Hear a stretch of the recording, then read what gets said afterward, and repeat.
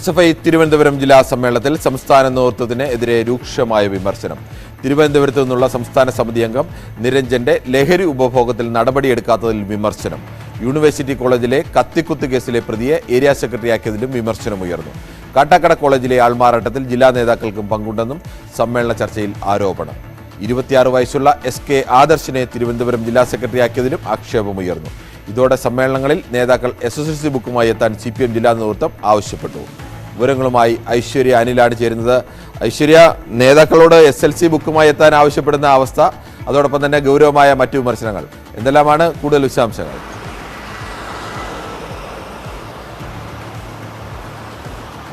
കിരൺ, നമുക്കറിയാവുന്നതുപോലെ തന്നെ മുൻപൊക്കെ CPMന്റെ സംഘടനാ പ്രവർത്തനങ്ങളിൽ എന്നും കലാലയങ്ങൾ ശക്തി പകർന്നിരുന്നത് SFI തന്നെയായിരുന്നു. പക്ഷേ ഈ അടുത്ത കാലത്തായി SFI കൂടുതൽ വിവാദങ്ങളിലേക്ക് പോകുന്നു. അത് CPMന് തന്നെ നാണക്കേടാകുന്ന ഒരു സ്ഥിതി ഉണ്ടായിരുന്നു. ആ സാഹചര്യത്തിൽ കൂടിയാണ് ഇപ്പോൾ തിരുവനന്തപുരത്ത് പുരോഗമിക്കുന്ന ജില്ലാ സമ്മേളനത്തിൽ സംസ്ഥാന നേതൃത്വത്തിനെതിരെ അടക്കം രൂക്ഷമായ വിമർശനം ഉയരുന്നത്. സംസ്ഥാന സമിതി അംഗത്തിന്റെ ലഹരി ഉപയോഗം അറിഞ്ഞിട്ടും അതിനെതിരെ നടപടിയെടുത്തിട്ടില്ല എന്നുള്ളൊരു വിമർശനമാണ്. അതിൽ നമുക്കറിയാവുന്നതാണ്, കഴിഞ്ഞ കാലങ്ങളിൽ യൂണിവേഴ്സിറ്റി കോളേജിൽ മദ്യപിച്ച് നൃത്തം ചെയ്ത ദൃശ്യങ്ങൾ പുറത്തു വന്നപ്പോൾ ജോബിനെയും ഗോകുൽ ഗോപിനാഥിനെയും ഒക്കെ മാറ്റി നിർത്തുന്ന ഒരു സാഹചര്യം ഉണ്ടായിരുന്നു. പക്ഷേ സംസ്ഥാന സമിതി അംഗം കൂടിയായ നിരഞ്ജൻ മദ്യപിക്കുന്ന ദൃശ്യങ്ങൾ സഹിതം, അതായത് ഒരു ചിത്രം സഹിതം പുറത്തു വന്നിട്ടും അതിൽ നടപടിയെടുക്കാത്തത് എന്തുകൊണ്ട് എന്നുള്ള ഒരു ചോദ്യമാണ് പ്രധാനമായും ഉയരുന്നത്. അത് പാറശാല വിതുര കമ്മിറ്റികളിൽ നിന്നാണ് ആ വിമർശനം ഉയർന്നിരിക്കുന്നതെന്നാണ് മനസ്സിലാക്കുന്നത്. ഒപ്പം തന്നെ കാട്ടാക്കടയിലെ ആൾമാറാട്ടം, ഈ അടുത്ത് ഏറ്റവും ഒടുവിൽ ഈ കാട്ടാക്കടയിലെ ആൾമാറാട്ടം തന്നെയാണ് SFIക്കും CPMനും ഒക്കെ വലിയ പ്രതിസന്ധിയായത്. ആ മറുപടി പറയാൻ പോലും പറ്റാത്ത വിധത്തിൽ കാട്ടാക്കടയിലെ കോളേജിലെ ആൾമാറാട്ടം വലിയ രീതിയിൽ ഒരു വിവാദം സൃഷ്ടിച്ചിരുന്നു. അല്ലെങ്കിൽ അതിന് മറുപടി പറയാൻ തയ്യാറാവാത്ത രീതിയിലേക്ക് കാര്യങ്ങൾ പോയിരുന്നു. പക്ഷേ അതിനപ്പുറത്തേക്ക് അതിൽ ജില്ലാ നേതാക്കൾക്ക്, അതായത് ഒരു കോളേജിൽ നടന്ന സംഭവമായി അത് ഒതുക്കി തീർക്കാനാകില്ല, അതിൽ ജില്ലാ നേതാക്കൾക്ക് പങ്കുണ്ട് എന്നുള്ള വിവരമാണ് നമുക്ക്, അല്ലെങ്കിൽ ആ വിമർശനമാണ് ഇപ്പോൾ ഉയരുന്നത്. ഒളിവിൽ തുടരുന്ന വിശാഖ്, അതായത് ഈ കഴിഞ്ഞ വിശാഖ് ഏരിയ സെക്രട്ടറി ആയിരുന്ന വിശാഖ് ഈ കേസിൽ ഉൾപ്പെട്ടതിന് ശേഷം ഇതുവരെയും പോലീസിന് പിടികൂടാനായിട്ടില്ല.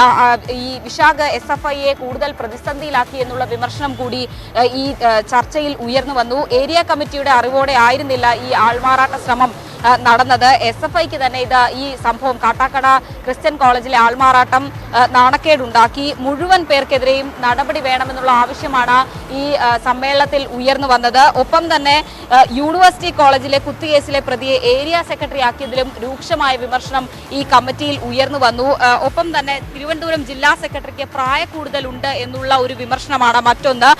ആദർശിന് 26 വയസ്സ് കഴിഞ്ഞു. പിന്നെ അത് കഴിഞ്ഞിട്ടും എന്തുകൊണ്ടാണ് സ്ഥാനത്ത് തുടരുന്നത് എന്നുള്ള ഒരു വിമർശനം ഉയർന്നു വരുന്നുണ്ട്. ഒപ്പം തന്നെ +2 വിദ്യാഭ്യാസ യോഗ്യത മാത്രമാണ് സെക്രട്ടറിക്ക് ഉള്ളത് എന്നുള്ള ഒരു പരിഹാസവും ഉയർന്നു വരുന്നുണ്ട്. കാരണം ആദർശ് ഡിഗ്രിക്കൊക്കെ ചേർന്നെങ്കിലും അത് കംപ്ലീറ്റ് ചെയ്തിട്ടില്ല. അതുകൊണ്ട് തന്നെ +2 മാത്രമാണ് വിദ്യാഭ്യാസ യോഗ്യത. അങ്ങനെ ഒരാളെ SFI സെക്രട്ടറി സ്ഥാനത്ത് തുടരുന്നത് പാർട്ടിക്ക് തന്നെ മോശമാണ്, അല്ലെങ്കിൽ ആ രീതിയിലുള്ള വിമർശനമാണ് ഇന്ന് ഇപ്പോൾ ഈ കഴിഞ്ഞ ദിവസം ഈ ചർച്ചയിൽ ഉയർന്നു വന്നത്. ഒപ്പം തന്നെ അതുകൊണ്ട് തന്നെ, അതായത് പ്രായക്കൂടുതലുള്ളവരെ ഈ കമ്മിറ്റിയിൽ ഉൾപ്പെടുത്തുന്നതിൽ വലിയ വിമർശനം ഉയർന്ന പശ്ചാത്തലത്തിലാണ് CPM ജില്ലാ കമ്മിറ്റി ഇടപെടുകയും SSLC ബുക്കുമായി ഈ സമ്മേളനത്തിന് എത്തിച്ചേരാൻ പറയുകയും ചെയ്തത്. കാരണം പ്രായം മറച്ചു വെച്ചുകൊണ്ട് പലരും ഈ കമ്മിറ്റികളിൽ എത്തിപ്പെടുന്നു എന്നുള്ളത് വലിയ വിമർശനമാണ്. പ്രത്യേകിച്ച് SFI പോലൊരു പ്രസ്ഥാനത്തിന് അത് വലിയ നാണക്കേടുണ്ടാക്കുന്നുമുണ്ട്. അതുകൊണ്ട് തന്നെ SSLC ബുക്കുമായി ഈ സമ്മേളനത്തിന് എത്തിയാൽ മതി എന്നുള്ള ഒരു നിർദ്ദേശമാണ്, പുതിയ ഭാരവാഹികളെ തിരഞ്ഞെടുക്കാൻ അത്തരമൊരു നിർദ്ദേശമാണ് ഇപ്പോൾ CPM ജില്ലാ കമ്മിറ്റി നൽകിയിരിക്കുന്നത്. ഒപ്പം തന്നെ ഈ ജില്ലയിൽ ഏരിയ സമ്മേളനങ്ങൾ നടന്നപ്പോഴൊക്കെയും നെയ്യാറ്റിങ്കര, ആറ്റിങ്ങൽ കമ്മിറ്റികളിൽ എന്തുകൊണ്ട് ഭാരവാഹികളെ 1 മാസ കാലയളവിൽ മാറ്റേണ്ടി വന്നു എന്നുള്ള ചോദ്യവും ഈ ചർച്ചയിൽ ഉയർന്നു വന്നു. കിരൺ, ശരി, ഐശ്വര്യാനിലാണ് വിവരങ്ങൾ നൽകിയത്. മറ്റൊരു പ്രധാനപ്പെട്ട വാർത്തയിലേക്ക്. അസാധാരണമായ ഒരു അതിജീവനത്തിന്റെ കഥ കേട്ടാണ് ഇന്ന് ലോകം ഉണർന്നത്. അത്ഭുതമെന്നല്ലാതെ ഈ അതിജീവനത്തെ വിശേഷിപ്പിക്കാനാവില്ല. കൊളംബിയയിലെ ആമസോൺ വനത്തിൽ കാണാതായ കുട്ടികളെ 40 ദിവസത്തിനു ശേഷം ജീവനോടെ കണ്ടെത്തി. നിബിഡ വനത്തിൽ 4 കുട്ടികൾ എങ്ങനെ കഴിഞ്ഞു എന്നതിന്റെ ആകാംക്ഷയിലാണ് ലോകം. കൂടുതൽ വിവരങ്ങളുമായി ഇന്റർനാഷണൽ ഡെസ്കിൽ നിന്നും VR കാർത്തികാണ് ചേരുന്നത്. കാർത്തിക്, 40 ദിവസം അത് അത്ഭുതപ്പെടുത്തുന്നതാണ്. 4 കുട്ടികൾ അവർ ആമസോൺ മഴക്കാടുകളിൽ അവർ 40 ദിവസം അത്ഭുതകരമായി കഴിഞ്ഞ കഥ. ഈ കഥയല്ല യാഥാർത്ഥ്യം. ആ യാഥാർത്ഥ്യത്തിലേക്ക് ലോകം ഉൾക്കൊണ്ടു തുടങ്ങിയിരിക്കുന്നു. ഏതായാലും എന്താണ് സംഭവിച്ചത് എന്ന വിശദാംശങ്ങളിലേക്ക് വരാം. മെയ് 1 സെസ്ന 206 എന്ന ഒരു ചെറു വിമാനത്തിൽ ഗോത്ര വിഭാഗത്തിൽപ്പെട്ട ഒരു കുടുംബവും 2 പൈലറ്റുമാരും അസൗറ എന്ന ഒരു പട്ടണത്തിൽ നിന്ന് യാത്ര തിരിക്കുന്നു. അവർ ഈ ചെറുവിമാനത്തിൽ യാത്ര പുറപ്പെട്ട് ഏതാണ്ട് 356 കിലോമീറ്റർ ഈ വിമാനം പറന്നു കഴിയുമ്പോൾ ആമസോൺ മഴക്കാടുകൾക്ക് മുകളിലൂടെ പറക്കുമ്പോഴാണ് ഇത്തരത്തിൽ എഞ്ചിൻ തകരാറിലാവുകയും വിമാനം അപകടത്തിൽപ്പെടുകയും ചെയ്യുന്നത്. ഈ വിമാനം തകർന്ന് ആമസോൺ കാടിനുള്ളിൽ വീഴുന്നു. നമുക്കറിയാം ആമസോൺ മഴക്കാടുകൾ അതിനിഗൂഢവും കുപ്രസിദ്ധി ആർജിച്ചതുമാണ്. ഈ നിഗൂഢമായ വനത്തിൽ ഒരുപക്ഷെ മലയാളിക്ക് കേട്ടുമാത്രം പരിചയമുള്ള ഉഗ്രരൂപികളായ അനക്കൊണ്ടകൾ, വിഷപ്പാമ്പുകൾ, മറ്റു വന്യജീവികൾ, അങ്ങനെ നിരവധി നിഗൂഢമായ കാര്യങ്ങൾ ഉള്ള ആമസോൺ മഴക്കാടുകൾ. അതോടൊപ്പം തന്നെ ലഹരി മാഫിയ സംഘങ്ങളുടെ ഒരു വിഹാര കേന്ദ്രം കൂടിയാണ് ഈ ആമസോൺ മഴക്കാടുകളുടെ പല ഭാഗങ്ങളും. അത്തരത്തിൽ തീർത്തും മനുഷ്യന് എത്തിച്ചേരാൻ പെടാത്ത അസാധ്യമായ ഒരു കാടിനുള്ളിൽ ഈ വിമാനം അപകടത്തിൽപ്പെടുന്നു. എങ്കിലും കൊളംബിയൻ ജനത അതിന് തെരച്ചിൽ ആരംഭിക്കുന്നു. 17 ദിവസത്തിലധികം നീണ്ട തെരച്ചിൽ നടത്തുന്നു. ഒടുവിൽ ഒരു ദിവസം പ്രഭാതത്തിൽ ഇത്തരത്തിൽ തകർന്ന വിമാനത്തിൻ്റെ അവശിഷ്ടങ്ങൾ കണ്ടെത്തുന്നു.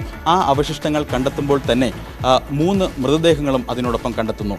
ഈ വിമാനത്തിൽ യാത്ര പുറപ്പെട്ടത് അമ്മയും 4 കുട്ടികളും അതോടൊപ്പം തന്നെ 2 പൈലറ്റുമാരുമാണ്. ഈ തകർന്ന വിമാനം തെരച്ചിൽ കണ്ടെത്തുമ്പോൾ കുട്ടികളെ 4 കുട്ടികളെ മാത്രം ആ പ്രദേശത്ത് കണ്ടെത്താൻ കഴിഞ്ഞിരുന്നില്ല. അമ്മയുടെയും 2 പൈലറ്റുമാരുടെയും മൃതദേഹങ്ങൾ ആ സ്ഥലത്ത് നിന്ന് ലഭിക്കുകയും ഈ ഘട്ടത്തിൽപ്പെട്ടവരും സംയുക്തമായി ഈ പരിശോധനകൾ നടത്തുന്നു. ഏറെ ദിവസം നീണ്ട പരിശോധനകളിൽ ഒടുവിൽ 40 ദിവസത്തിനൊടുവിൽ ഈ 4 കുട്ടികളെയും ജീവനോടെ കണ്ടെത്തുന്നു. ഇവർക്ക് കാര്യമായ ആരോഗ്യ പ്രശ്നങ്ങളൊന്നും ഇല്ലാതെ തന്നെ ഇവരെ ജീവനോടെ കണ്ടെത്തി എന്ന അത്ഭുതത്തിനാണ് ഇന്ന് ലോകം സാക്ഷ്യം വഹിച്ചത്. അത്തരത്തിലൊരു വാർത്ത കേട്ടാണ് ഇന്ന് ലോകം ഉണർന്നത്. ഇത് ഒരു അവിശ്വസനീയമായ കഥയാണ്. കാരണം നമുക്ക് ഉൾക്കൊള്ളാൻ കഴിയാത്ത വിധമായിരുന്നു ഈ കാടിനുള്ളിൽ ഈ സൈന്യവും ഇവരും നടത്തിയ തെരച്ചിൽ. സാധാരണഗതിയിൽ ഇത്തരത്തിലൊരു തെരച്ചിൽ അസാധ്യമാണ്. ഈ തെരച്ചിൽ നടത്തിയ വിധമാണ് നമ്മൾ ശ്രദ്ധിക്കേണ്ടത്. അതായത് ആദ്യഘട്ടത്തിൽ 3 മൃതദേഹങ്ങൾ കിട്ടുന്നു. അതിനുശേഷം തെരച്ചിൽ തുടരാൻ ഇവർ തീരുമാനിക്കുന്നു. തുടർന്നുള്ള ദിവസങ്ങളിൽ ഈ 1 വയസ്സുള്ള കുട്ടിയും ഈ 4 കുട്ടികളുടെ കൂട്ടത്തിലുണ്ട്. ആ കുട്ടിയുടെ ഡയപ്പർ കണ്ടെത്തുന്നു. അതിനുശേഷം ഇവർ കഴിച്ച ഭക്ഷണ അവശിഷ്ടങ്ങൾ, ആപ്പിൾ അടക്കമുള്ളവയുടെ അവശിഷ്ടങ്ങൾ കണ്ടെത്തുന്നു. അങ്ങനെയാണ് കുട്ടികൾ ജീവനോടെ ഉണ്ട് എന്ന് ഇവർക്ക് സംശയം ബലപ്പെടുന്നതും തെരച്ചിൽ ഊർജിതമാക്കാൻ ഇവർ പുറപ്പെടുന്നതും. അങ്ങനെ ഓപ്പറേഷൻ ഹോപ്പ് എന്ന പേരിൽ ഒരു വിശാലമായ പദ്ധതി തന്നെ ഈ രക്ഷാദൗത്യത്തിനായി തയ്യാറാക്കുന്നു. വിവിധ വിഭാഗങ്ങളെ ഉൾക്കൊള്ളിച്ച് ആമസോൺ കാടുകളിൽ തെരച്ചിൽ നടത്തുന്നു. ഇത്തരത്തിൽ നടത്തിയ തെരച്ചിലിൽ ആദ്യഘട്ടത്തിൽ അവർ ചെയ്തത് നായ്ക്കളെ ഉപയോഗിച്ചുള്ള തെരച്ചിലാണ്. നായ്ക്കളെ ഉപയോഗിച്ച് ആമസോൺ കാടുകൾക്കുള്ളിൽ വിശദമായ പരിശോധന നടത്തി. അതോടൊപ്പം തന്നെ ഈ പരിശോധനകൾക്കിടയിൽ ഒരു നായ മരിച്ചു പോകുന്നതടക്കമുള്ള സാഹചര്യങ്ങൾ വരെ ഉണ്ടായിട്ടും ഈ പ്രതികൂല സാഹചര്യങ്ങളിലൊന്നും തന്നെ ഇവർ പിന്നോട്ട് പോയില്ല എന്നതാണ് ഏറെ ശ്രദ്ധേയം. അതിനുശേഷം ഈ കുട്ടികളുടെ മുത്തശ്ശിയുടെ ശബ്ദത്തിൽ ലൗഡ് സ്പീക്കറുകൾ ഈ ആമസോൺ കാടുകളുടെ വിവിധ വശങ്ങളിലായി കേൾപ്പിച്ച് കുട്ടികൾ എവിടെയുണ്ട് എന്ന് കണ്ടെത്താനുള്ള ശ്രമങ്ങൾ ഊർജിതമായി തുടർന്നുകൊണ്ടേയിരുന്നു. ഈ മുത്തശ്ശിയുടെ ശബ്ദം കേട്ടതും അതോടൊപ്പം തന്നെ കരിയിലകൾ കൂട്ടി തീയിട്ട് കാര്യങ്ങളിൽ നിരവധി ഉത്തരങ്ങൾ ലഭിക്കേണ്ടതുണ്ട്. പക്ഷേ ഇപ്പോഴും അന്തർദേശീയ മാധ്യമങ്ങളടക്കം റിപ്പോർട്ട് ചെയ്യുന്നത് വെച്ച് പറയുകയാണെങ്കിൽ ഈ കുട്ടികൾ ഗോത്ര വിഭാഗത്തിൽപ്പെട്ട കുട്ടികളാണ്. അതുകൊണ്ട് തന്നെ ഇവർക്ക് കാടിനെ അറുത്തറിയുന്നവരാണ്. കാട്ടിലെ എങ്ങനെ ഭക്ഷണം തേടണമെന്നറിയാം. കാടിൻ്റെ വഴികൾ ഒരുപക്ഷെ ഇവർക്ക് കുറേയേറെ സുപരിചിതവുമാണ്. പക്ഷേ എന്തൊക്കെ തന്നെ പറഞ്ഞാലും നമ്മുടെയൊക്കെ മനസ്സുകളിൽ വളരെ നിഗൂഢമാണ് ഈ ആമസോൺ മഴക്കാടുകൾ. കാരണം നമ്മൾ കേട്ട് പരിചിച്ച കഥകളിൽ ഇത്തരത്തിൽ ഉഗ്രരൂപിയായ അനക്കൊണ്ടകൾ, മറ്റ് വിഷപ്പാമ്പുകൾ, അങ്ങനെ ഈ 40 ദിവസം കുട്ടികൾ, അവർക്ക് ഗോത്ര വിഭാഗത്തിൽപ്പെട്ട കുട്ടികളാണെങ്കിലും അവർക്ക് കാട് പരിചയമുള്ള കുട്ടികളൊക്കെ ആണെങ്കിലും അവർക്ക് 40 ദിവസം ഭക്ഷണം കിട്ടണം. കാട്ടിൽ നിന്ന് ഈ പറയുന്ന പോലെ ചിലപ്പോൾ വിമാനത്തിൽ ഈ ആപ്പിളൊക്കെ കണ്ടതുപോലെ ചിലപ്പോൾ കുറച്ച് ഭക്ഷണം ഉണ്ടായിരുന്നിരിക്കാം. പക്ഷേ 40 ദിവസത്തേക്കുള്ള ഭക്ഷണം കൊണ്ട് വിമാനമൊന്നും പോകാൻ സാധ്യതയില്ലല്ലോ. അപ്പോൾ അവർ കാട്ടിൽ നിന്ന് ഈ 1 വയസ്സുള്ള കുഞ്ഞുണ്ട്. ആ കുഞ്ഞിനടക്കം ഭക്ഷണം കൊടുക്കുകയും മറ്റ് വന്യജീവികളിൽ നിന്നൊക്കെ രക്ഷപ്പെടുകയും ഈ കാട്ടിൽ മറ്റെങ്ങും ഇല്ലാതെ കിടക്കുകയും ഒക്കെ ചെയ്ത് അത് എങ്ങനെയാണെന്നറിയാൻ എനിക്ക് തോന്നുന്നു ലോകം മുഴുവൻ വളരെ ആകാംക്ഷയോടെ. ഈ സമീപകാലത്തെങ്ങും ഇത്ര വലിയൊരു രക്ഷപ്പെടലിൻ്റെ കഥകളൊക്കെ നമ്മൾ കേട്ടിട്ടുണ്ട്. പക്ഷേ ഈ നേരിട്ടുള്ള ഒരു യാഥാർത്ഥ്യത്തിലേക്ക് ഈ തരത്തിൽ രക്ഷപ്പെടുന്നത് ഒരു അത്ഭുത കഥകളൊക്കെ കേൾക്കുന്നത് പോലെയാണ് കേൾക്കുന്നത്. തികച്ചും ഏതൊരു ത്രില്ലർ സിനിമയെ വെല്ലുന്ന ഒരു അത്ഭുത കഥ തന്നെയാണ് ഇത്. ഒരുപക്ഷെ ഈ 40 ദിവസം എങ്ങനെ ഇത്തരത്തിൽ ഒരു പരസ്പരം കാണാൻ കഴിയാത്തത്രയും ഇരുട്ട് നിറഞ്ഞ ഈ ഉൾവനത്തിൽ ഈ 4 കുട്ടികൾ എങ്ങനെ അതിജീവിച്ചു എന്നത് വരും ദിവസങ്ങളിൽ കുട്ടികളിൽ നിന്ന് മാത്രം മനസ്സിലാക്കി എടുക്കാൻ കഴിയുന്നതാണ്. ഏതായാലും ഇവരെ ഇപ്പോൾ കണ്ടെത്തിയപ്പോൾ ഇവർക്ക് കാര്യമായ ആരോഗ്യ പ്രശ്നങ്ങളില്ല. നിർജ്ജലീകരണവും ശരീരത്തിൽ ചെറിയ പരിക്കുകൾ മാത്രമാണുള്ളത്. പക്ഷേ 40 ദിവസത്തോളം ഇവർ ഉൾക്കാട്ടിൽ കഴിഞ്ഞു. അതുകൊണ്ട് തന്നെ ഇവരുടെ മാനസിക നിലയിൽ കാര്യമായ മാറ്റങ്ങളുണ്ടോ എന്നതാണ് ഓപ്പറേഷൻ ഹോപ്പ്. എന്തായാലും ഒരു വിമാനം ഇത്തരത്തിലൊരു ഉൾവനത്തിൽ തകർന്നു വീണിട്ടും പ്രതീക്ഷ അവസാനിപ്പിക്കാതെ അതിനുവേണ്ടി തിരഞ്ഞ ഒരു ജനതയെ നമ്മൾ അഭിനന്ദിക്കണം. ആ ജനത പ്രതീക്ഷ ഓപ്പറേഷൻ ഹോപ്പ് എന്ന രീതിയിൽ ഈ കുട്ടികൾ ജീവനോടെയുണ്ട് എന്ന സംശയം ബലപ്പെട്ടത് മുതൽ തുടർച്ചയായ ദിവസങ്ങളിൽ ഓരോ ഘട്ടങ്ങളിലും വിമാനത്തിൽ കാടിനുള്ളിൽ പല സ്ഥലങ്ങളിലായി ഭക്ഷണാവശിഷ്ടങ്ങൾ ഡ്രോപ്പ് ചെയ്യുന്നു. ഇവർ എവിടെയുണ്ട് എന്ന് യാതൊരു തരത്തിൽ അറിവ് കിട്ടാത്ത സമയത്ത് പോലും ആമസോൺ കാടുകളുടെ പല ഭാഗങ്ങളിലും ഇവർക്കായി ഭക്ഷണങ്ങൾ ഡ്രോപ്പ് ചെയ്യുന്നു. അങ്ങനെ അവരെ ജീവനോടെ തിരിച്ചു കിട്ടാൻ സാധ്യമായ എല്ലാ വഴികളും തിരയുന്ന ആ ജനതയെ നമ്മൾ അഭിനന്ദിക്കുക തന്നെ വേണം. ഏതായാലും ഓപ്പറേഷൻ ഹോപ്പ് എന്ന് പേരിട്ട് നടപ്പാക്കിയ ഒരു രക്ഷാദൗത്യം അത് വിജയകരമായിരിക്കുന്നു. ഒരുപക്ഷെ ലോക ചരിത്രത്തിൽ തന്നെ പുതിയൊരു അധ്യായമായി മാറിയിരിക്കുകയാണ് കൊളംബിയൻ ജനതയുടെ ഈ അതിജീവനം. അത്യസാധാരണവും അത്ഭുതകരവുമായ ഒരു രക്ഷപ്പെടലിൻ്റെ കഥയാണ്. ഇനിയും ഏറെയേറെ അറിയാനുണ്ട്. ഈ 4 കുട്ടികൾ, 1 വയസ്സുള്ള കുട്ടിയടക്കം ചെറിയ 4 കുട്ടികൾ ആമസോൺ പോലെ ഒരു ഘോര വനാന്തരത്തിനുള്ളിൽ 40 ദിവസം കടന്നുകൂടുക, കാര്യമായ പരിക്കുകളില്ലാതെ ജീവിക്കുക. ഇനിയും ആ കുട്ടികളിൽ നിന്ന് ഒരുപാട് കാര്യങ്ങൾ നമുക്കറിയേണ്ടതുണ്ട്. എങ്ങനെയാണ് അവർ ജീവിച്ചത്, ഭാവിയിലൊക്കെ സിനിമയും നോവലും ഒക്കെ ആവാൻ സാധ്യതയുള്ള ഒരു രക്ഷപ്പെടലിൻ്റെ കഥ കൂടിയാണ് നമ്മൾക്കിപ്പോൾ കാർത്തിക് വിവരിച്ചു തന്നത്. ഒരു ചെറിയ ഇടവേളയിലേക്ക്. വ്യാജ സർട്ടിഫിക്കറ്റ് ചമച്ച കേസിൽ വിദ്യക്കെതിരെ കൂടുതൽ തെളിവുകൾ. കാസർഗോഡ് കരിന്തളം കോളേജിൽ വ്യാജ സർട്ടിഫിക്കറ്റിനൊപ്പം വ്യാജ സത്യവാങ്മൂലവും സമർപ്പിച്ചെന്ന് നീലേശ്വരം പോലീസ് കണ്ടെത്തി. കേസിൽ അഗളി പോലീസ് ഇന്ന് കാസർഗോഡെത്തും.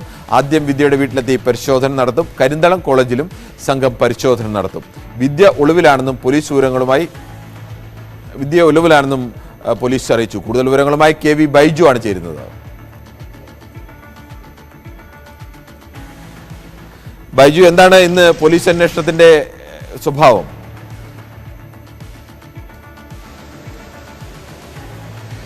കിരൺ ബാബു, പ്രധാനമായും അഗളിയിൽ നിന്നുള്ള പോലീസ് സംഘം ഇന്ന് വിദ്യയുടെ വീട്ടിൽ പരിശോധനക്കായി എത്തുന്നുണ്ട് എന്നത് തന്നെയാണ്. 12 മണിയോടുകൂടി ഈ സംഘം തൃക്കരിപ്പൂരിലെ വിദ്യയുടെ വീട്ടിലെത്തും. ഇവിടെ പരിശോധനകൾക്ക് പൂർത്തിയാക്കിയതിനു ശേഷം കരിന്തളം കോളേജിലും ഇവർ പരിശോധനക്കായി എത്തുന്നുണ്ടെന്നാണ് അറിയുന്നത്. എന്തായാലും അതിനുശേഷം നീലേശ്വരം പോലീസുമായും സംഘം കൂടിക്കാഴ്ച നടത്തിയേക്കും. കാരണം ഈ കരിന്തളം കോളേജിൽ വിദ്യയുമായി ബന്ധപ്പെട്ട മുഴുവൻ രേഖകളും ഇപ്പോൾ ഉള്ളത് നീലേശ്വരം പോലീസിന്റെ കയ്യിലാണ്. അതുകൊണ്ട് തന്നെ ഇത് വളരെ നിർണായകമാണ്. ഈ രേഖകൾ പരിശോധിക്കാനായി ഈ അഗളി പോലീസ് നീലേശ്വരം പോലീസ് സ്റ്റേഷനിൽ എത്തുമെന്നാണ് അറിയുന്നത്. ഇതിനിടയിലാണ് കിരൺ സൂചിപ്പിച്ചതുപോലെ വളരെ പ്രധാനപ്പെട്ട ഒരു വിവരം വരുന്നത്. ഈ വ്യാജ സർട്ടിഫിക്കറ്റ് ഉപയോഗിച്ച് ഇത്തരത്തിൽ ജോലിക്ക് കയറിയതിന് പുറമെ ഇവിടെ ഇത്തരത്തിൽ ഈ സത്യവാങ്മൂലം ഇവിടെ സമർപ്പിച്ചിട്ടുണ്ട് എന്നുള്ളതാണ് ഏറ്റവും കേസിൽ നിർണായകമാകുന്നത്. ഇത് വിദ്യയെ സംബന്ധിച്ചിടത്തോളം കൂടുതൽ മുറുകും എന്ന് തന്നെയാണ് പറയുന്നത്. കാരണം ഈ കോളേജിൽ ഹാജരാക്കിയ എക്സ്പീരിയൻസ് സർട്ടിഫിക്കറ്റ് കോപ്പി മാത്രമാണ് ഹാജരാക്കിയത്. ഇത് കോടതിയിൽ എത്തിക്കഴിഞ്ഞാൽ നിയമത്തെ വലിയ തോതിൽ ബാധിക്കും. അതുകൊണ്ട് തന്നെ ഇപ്പോൾ ഹാജരാക്കിയിട്ടുള്ള സത്യവാങ്മൂലമാണ് ഇതിൽ ഏറ്റവും നിർണായകമാവുക. ഇത് 2 വർഷം മഹാരാജാസ് കോളേജിൽ ഇത്തരത്തിൽ തന്റെ എക്സ്പീരിയൻസ് ഉണ്ട് എന്ന് വ്യക്തമാക്കുന്ന വിദ്യയുടെ ഇത്തരത്തിലുള്ള ഒറിജിനൽ സത്യവാങ്മൂലമാണ്. ഇത് ബൈജു പറഞ്ഞത് വളരെ പ്രധാനപ്പെട്ടതായ കേസിൽ മാറാൻ സാധ്യതയുണ്ടല്ലേ? യഥാർത്ഥത്തിൽ ഇവർ നൽകിയത് കോപ്പിയാണ്. ഒറിജിനൽ പരിശോധിക്കേണ്ടത് സ്വാഭാവികമായും ആ സമയത്ത് പ്രിൻസിപ്പലോ അല്ലെങ്കിൽ ബന്ധപ്പെട്ടവരോ ആണ്. ഈ കോപ്പി ഞാൻ നൽകിയിട്ടില്ല, വ്യാജമാണെന്ന് പറഞ്ഞാലും ഇവർ അവിടെ നൽകിയ അപേക്ഷയ്ക്കൊപ്പം എനിക്കിങ്ങനെ 2 വർഷം അവിടെ അധ്യാപന പരിചയമുണ്ട് എന്നതുകൂടി എഴുതി ഒപ്പിട്ട് നൽകിയിട്ടുണ്ട് അല്ലേ?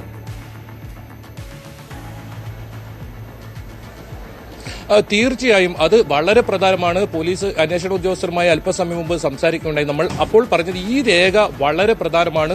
കാരണം ഈ സത്യവാങ്മൂലം ഇത്തരത്തിൽ വിദ്യ കയ്യൊപ്പോട് കൂടിയിട്ട് ഇത്തരത്തിൽ നൽകി സമർപ്പിച്ചതാണ്. അതുകൊണ്ട് തന്നെ വളരെ വിലപ്പെട്ട ഒരു രേഖ തന്നെയാണ് ഇത് വിദ്യയ്ക്ക് എന്തായാലും കുരുക്കുമുറുകും. ഇതിനിടയിൽ തന്നെ ഏറ്റവും മറ്റൊരു പ്രധാനപ്പെട്ട കാര്യം വരുന്നത് ഇത്തരത്തിൽ ഈ തട്ടിപ്പ് നടത്തിയിരിക്കുന്നത് കോവിഡിന്റെ മറവിലാണെന്ന ഒരു വിവരം കൂടി വരുന്നു. കാരണം ഈ കോവിഡ് കാലത്ത് താൻ ഈ സത്യവാങ്മൂലത്തിൽ സമർപ്പിച്ച രേഖയിൽ പറഞ്ഞിട്ടുള്ള കാര്യങ്ങളാണിത്. കോവിഡ് കാലത്ത് താൻ ഓൺലൈനിലൂടെ ഇത്തരത്തിൽ എക്സ്പീരിയൻസ് നേടി എന്നാണ് ഇതിൽ സൂചിപ്പിച്ചിരിക്കുന്നത്. അതായത് കോവിഡിന്റെ മറവിലാണ് ഈ ഒരു തട്ടിപ്പ് നടന്നതെന്ന് വ്യക്തം. എന്തായാലും നീലേശ്വരം പോലീസിന്റെ അന്വേഷണം ഇത്തരത്തിൽ ഊർജിതമായി നടക്കുന്നുണ്ട്. കാഞ്ഞങ്ങാട് ഡിവൈഎസ്പി ഇന്ന് നീലേശ്വരം പോലീസ് സ്റ്റേഷനിലെത്തി ഇതിന്റെ കൂടുതൽ രേഖകൾ പരിശോധിക്കുന്നുണ്ട്. ഒപ്പം ഈ നേരത്തെ സൂചിപ്പിച്ചതുപോലെ തന്നെ അഗളിയിൽ നിന്നുള്ള പോലീസ് ഉദ്യോഗസ്ഥർ കൂടി ഇന്ന് ഇവിടെ എത്തി പരിശോധനകൾ നടത്തും. ശരി, കെ ബി ബൈജു ആണ് വിവരങ്ങൾ നൽകിയത്. ഈ ബുള്ളറ്റിൻ പൂർണ്ണമാകുന്നു. നമസ്കാരം.